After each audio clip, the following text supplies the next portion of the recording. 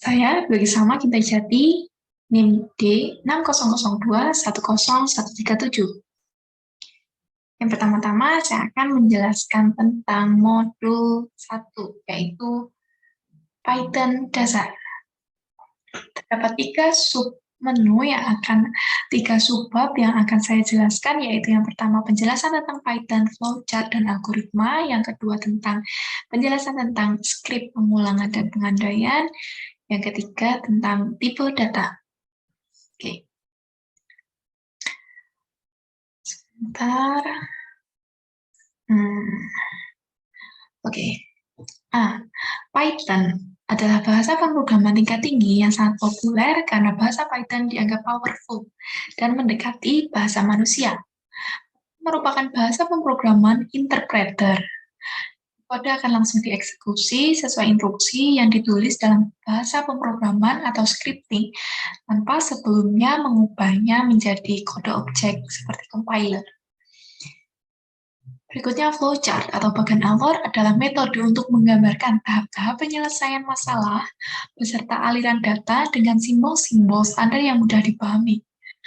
Flowchart biasa digunakan di pusat-pusat pelayanan seperti bank, rumah sakit, dan sebagainya. Tujuan flowchart yaitu untuk menyederhanakan rangkaian proses agar memudahkan pengguna untuk memahami informasi yang diberikan. Maka dari itu, desain flowchart harus logis, jelas, dan ringkas. Berikutnya algoritma, merupakan sekumpulan instruksi yang terstruktur dan terbatas yang diimplementasikan ke dalam bentuk program komputer untuk menyelesaikan suatu masalah komputasi tertentu.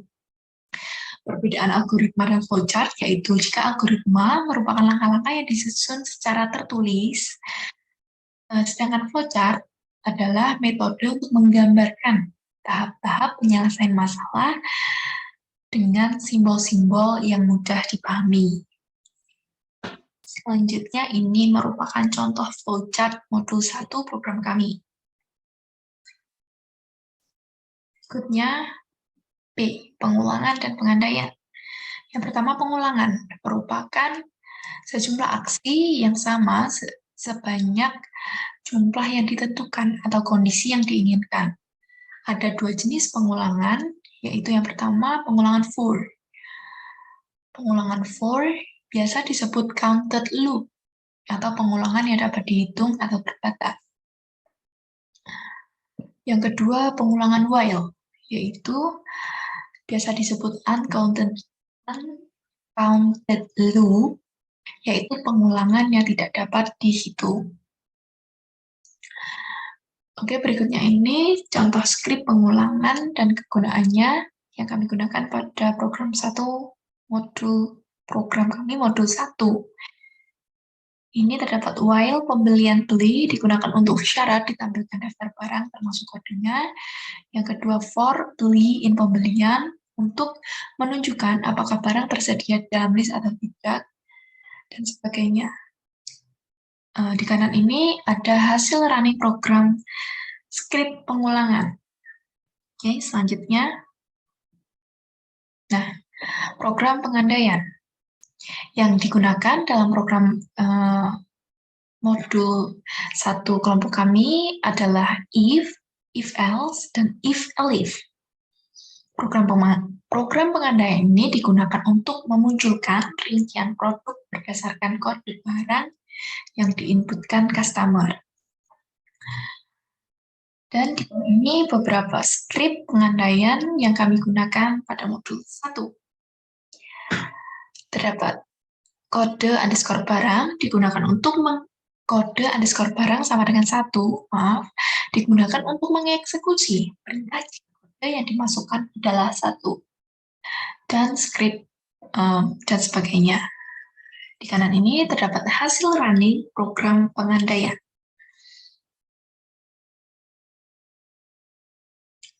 Berikutnya tipe data. Data yang kami gunakan pada program modul 1 kami yaitu yang pertama string. Merupakan karakter atau kalimat, bisa berupa huruf, angka, dan lain-lain yang diapit dengan tanda petik 2 atau petik 1. Contoh tipe data string yaitu print, coba lagi, diapit dengan petik 2. Yang kedua yaitu list. List merupakan data untaian yang menyimpan berbagai tipe data dan isinya bisa diubah-ubah. Data berada di dalam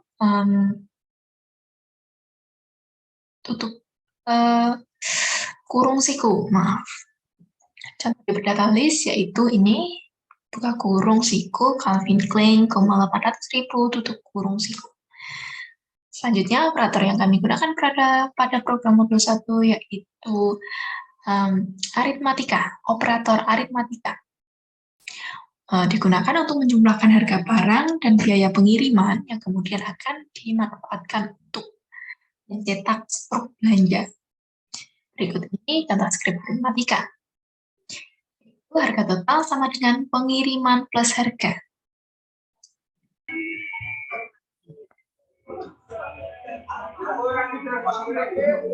Ya, selanjutnya kita masuk modul 2 yaitu Python GUI dengan T-Site 2. Poin A yaitu penjelasan flowchart program. Nah, di sini tertera flowchart program yaitu mulai. Kemudian user bisa login dengan ID kelompok dan kata sandi. Kemudian nanti terdapat tampilan menu utama. Kemudian user nanti dapat memilih beberapa informasi ya dari daftar kode produk, daftar nama produk, daftar bahan, stok, dan harga. Kemudian nanti user juga bisa input tanggal, untuk pilih pembelian bisa input tanggal, bulan, tahun, dan lain sebagainya. Di situ nanti ada fitur cek dan kosongkan. Setelah itu apabila memilih fitur pilih grafik, nanti user bisa insert judul, label sembunyi, nilai data X sampai Y3. Kemudian nanti akan menampilkan grafik garis dan juga bisa grafik bar. Setelah itu isian yang tadi bisa direset dan kemudian selesai. Kemudian kita bisa masuk menu B atau poin B yaitu penjelasan program menu utama, tabel, dan grafik. Nah, pada skrip menu utama terdapat salah satu skrip yang tertera yaitu plat sama dengan QLabel dan konsep yang digunakan untuk menampilkan label sebuah window. Kemudian skrip gambar.setPixMap dan kurung QPixMap dan kurung background.cpg digunakan untuk mengatur background di jendela. Kemudian menu sama dengan self.menubar digunakan untuk membuat toolbar di window. Kemudian kita langsung masuk ke skrip menu tabel, yaitu salah satunya skrip yaitu self.setLayout dan layout digunakan untuk mengatur peletakan label. Kemudian produk sama dengan view tabel widget dalam kurung self yang digunakan untuk menampilkan lebih dari satu jendela. Setelah itu ada script layout.add widget dalam kurung jendela. Nah, itu script tersebut digunakan untuk memanggil atau mengeksekusi view tab widget. Nah, kemudian ada script spesifikasi .set row count dalam kurung 10 digunakan untuk mengatur jumlah baris pada sebuah tabel. Kemudian kita masuk ke script perhitungan. Pada script perhitungan yaitu salah satunya ada script self.setWindowIcon dalam kurung icon yang digunakan untuk memanggil perintah viewIcon. Setelah itu ada self.line 1 sama dengan viewWindow dalam kurung self yang digunakan untuk menampilkan pemilihan angka. Kemudian ada script self.line 2 sama dengan viewComboBox dalam kurung self yang digunakan untuk memilih item yang tertera di add item. Kemudian ada script self.line 3 sama dengan QLine edit dan kurung 2022, self yang digunakan untuk mengedit label dari QLabel. Kemudian kita langsung masuk ke script grafik yaitu salah satunya self.bar sama dengan QRadioButton dalam kurung tampilan scatter, self yang digunakan untuk memilih hanya satu item dari beberapa item yang tertera. Kemudian ada script self.layout sama dengan qcom layout dalam kurung plt.py sama dengan dalam kurung y, label sama dengan mylabel yang digunakan untuk membuat banyak label. Setelah itu ada script plt.scatter yang digunakan untuk menampilkan grafik scatter. Kemudian kita masuki poin ketiga yaitu penjelasan fungsi dan manfaat program. Di sini kita masuki poin tersebut ya teman-teman, yaitu fungsi dan manfaat program kami bagi perusahaan yaitu untuk menyediakan aplikasi sederhana yang dapat digunakan user untuk melihat data produk yang available, lengkap beserta stok, rincian, dan spesifikasi produk. Tabel yang kami sediakan akan mempermudah user dalam melihat data secara keseluruhan. Selain itu, pada program kami menyediakan kalkulator yang dapat dimanfaatkan user untuk melihat total biaya yang harus dibayar apabila ingin membeli produk perusahaan. Setelah itu, fungsi lainnya program kami yaitu dapat digunakan user untuk melihat chart atau grafik dari stok produk-produk yang available, sehingga user dapat melihat visualisasi datanya dalam bentuk chart atau grafik yang mana itu akan memudahkan mengetahui sebaran data produk.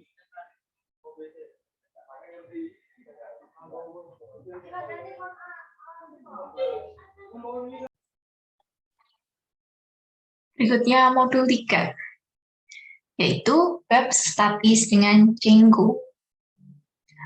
Di modul 3 ini, saya akan menjelaskan 3 subbab. Yang A, penjelasan app dan project. Yang B, penjelasan template HTML dan CSS. Yang C, penjelasan script HTML dan CSS. Oke. Penjelasan tentang project dan app. Langkah-langkah membuat project yaitu mula-mula buka Command Prompt atau CMD. Setelah itu di disk C kita membuat projectnya dengan mengetikkan Django script admin spasi start project spasi nama file. Kemudian setelah itu untuk membuat app-nya yaitu dengan tetap di CMD, masuk ke project file yang telah dibuat sebelumnya tadi, dan ketikkan Python spasi manage.py spasi run server untuk mendapatkan URL dari project yang telah dibuat. URL yang muncul nanti bisa disalin ke aplikasi browser. Kemudian yang B, HTML atau Hypertext Markup Language adalah skrip pemrograman yang mengatur bagaimana kita menyajikan informasi di dunia internet dan bagaimana informasi itu membawa kita melompat dari satu tempat ke tempat lainnya. Singkatnya, HTML digunakan untuk membuat suatu website. Sedangkan Cascading Style Sheets atau CSS adalah suatu bahasa style sheet yang digunakan untuk mengatur style suatu dokumen. CSS dipakai untuk memformat tampilan halaman web yang dibuat dengan bahasa HTML agar web lebih rapi dan menarik. Berikutnya yang C, script HTML dan script CSS. Yang pertama, script HTML. Terdapat yang pertama doctype HTML digunakan untuk menandakan bahwa kita menggunakan HTML versi kelima, oke, dan sebagainya. Kemudian script CSS, contohnya font family Montserrat digunakan untuk mengatur gaya font menjadi Montserrat. Nah, kemudian kita memasuki modul 4 yaitu web dinamis dengan Django. Poin pertama kita akan membahas tentang penjelasan database. Penjelasan database tersebut itu kurang lebih database atau basis data terdiri dari kata basis dan data. Basis diartikan sebagai markas atau bidang, sedangkan data adalah catatan atas kumpulan fakta dunia nyata yang mewakili objek seperti manusia, barang, hewan, konsep, tumbuhan, peristiwa, dan sebagainya yang diwujudkan dalam bentuk huruf, angka, simbol, gambar, teks, bunyi, atau kombinasinya. Jadi database dapat diartikan sebagai himpunan kelompok data yang saling terhubung dan diorganisasi sedemikian rupa supaya kelak dapat dimanfaatkan kembali secara cepat dan mudah. Database bagi perusahaan berguna untuk mengakses dan menyimpan data perusahaan. Database juga dapat memantau apa yang terjadi dalam kegiatan operasional sehingga dapat diambil tindakan yang cepat dengan cepat ketika timbul masalah. Misalnya, manajemen persediaan yang cepat harus dilakukan setelah penjualan cepat. Departemen keuangan juga dapat dengan cepat menghitung untung dan rugi dan membantu manajemen dalam menilai apakah perlu meningkatkan produksi, membeli bahan baku, dan sebagainya. Kemudian kita masuk ke poin kedua, yaitu pembuatan database pada PHP MyAdmin.